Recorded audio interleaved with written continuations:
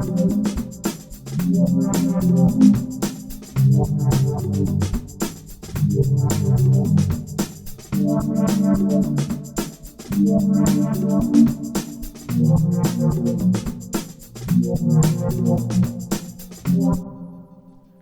there, welcome back to ADSR Massive Tutorials, continuing with our feature making and designing chord sounds, stacked chord sounds in Native Instruments Massive.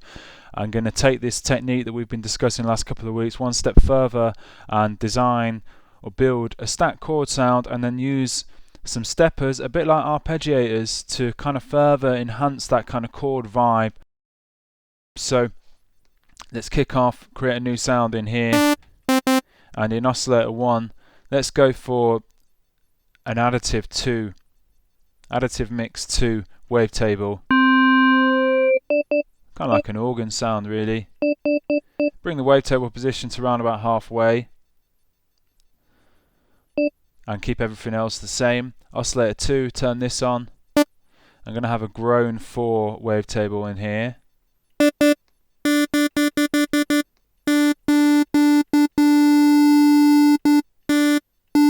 And wavetable position about 2/3 of the way round. Turn oscillator 1 back on. So we've got something a bit more like a raspy kind of sawtooth and then a bit of an organ from this additive mix wave. I'm actually going to change the pitch of this second oscillator to +5. So we're going to get a bit of a chord vibe going now.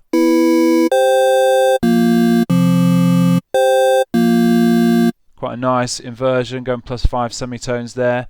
Turn on oscillator 3 and just convert this into a square saw 2 and pull the wavetable position around to about halfway or just past halfway. And it's adding quite a nice amount of sort of top end and kind of brightness to the sound. And I'm going to take the pitch of this oscillator up by +7 semitones.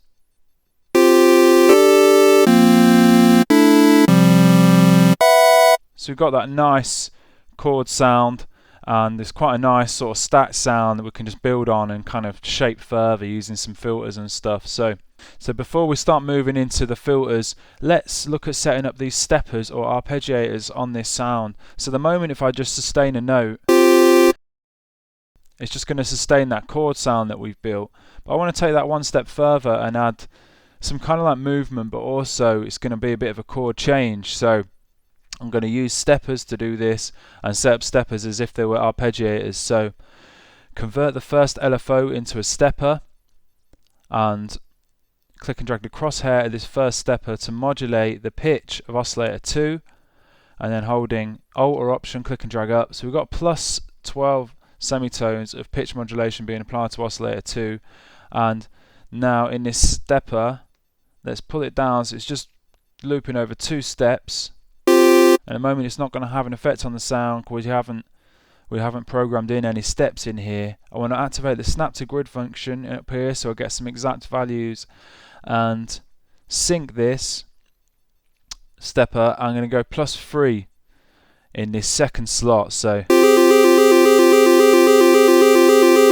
you can hear what that's doing to the sound before we had it. If I just turn that off, just a staying chord. It's adding that kind of like chord change, that bit of movement. I'm going to slow down that movement though. I'm going to take the ratio from 1/16 to 1/2.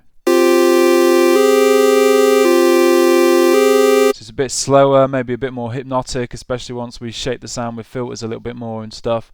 So with that set up on oscillator 2, oscillator 3, I'm going to do a similar thing. Go to this second LFO slot, convert this into a stepper, loop it over 2 steps again, sync it, ratio 1/2. This time, this stepper I'm going to use to modulate the pitch of oscillator 3.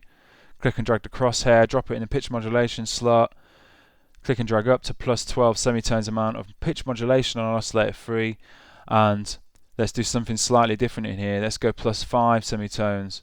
So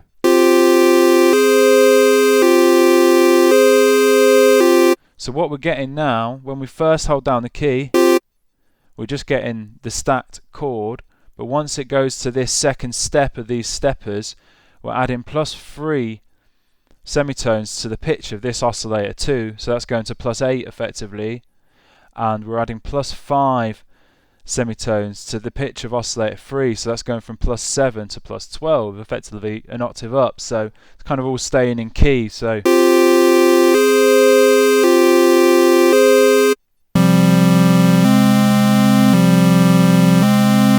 let's go ahead and shape this sound a little bit further with some filters now.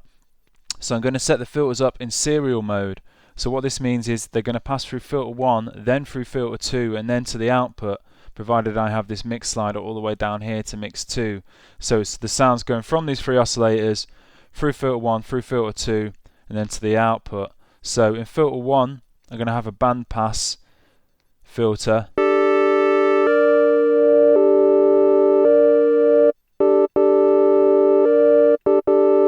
And I'm going to modulate the cutoff frequency here with an LFO.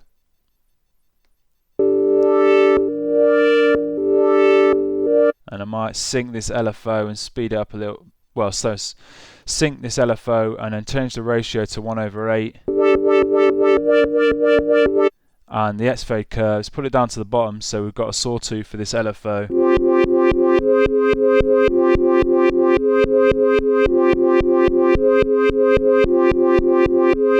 And let's set up an LFO on the filter 2 here. So filter 2, I'm going to go for a low pass 4,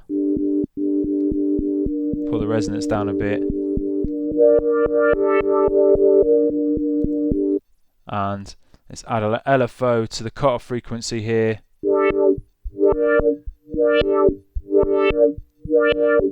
And adding these 2 filters, it's just adding a bit more depth to the sound really. It's just giving it a nice amount of movement and just kind of sculpting that sound. Take this rate down a bit.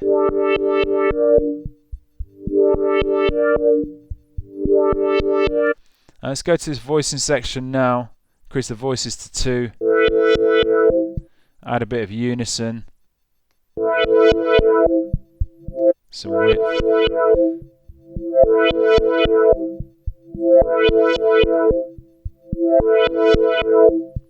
Some chorus. And a bit of reverb to finish the sound off. Take that dry wet right down. Maybe push the colour and density up. Or maybe bring the colour down.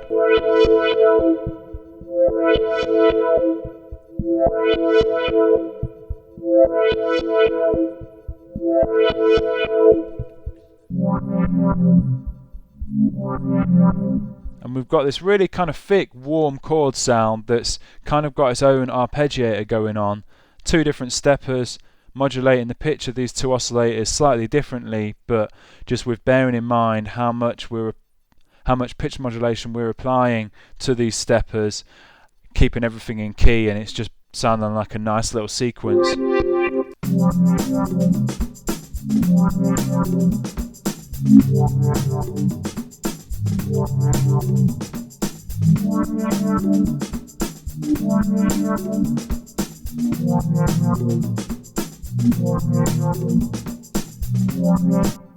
Okay, so I hope you enjoyed that tutorial. Any questions, please get in touch.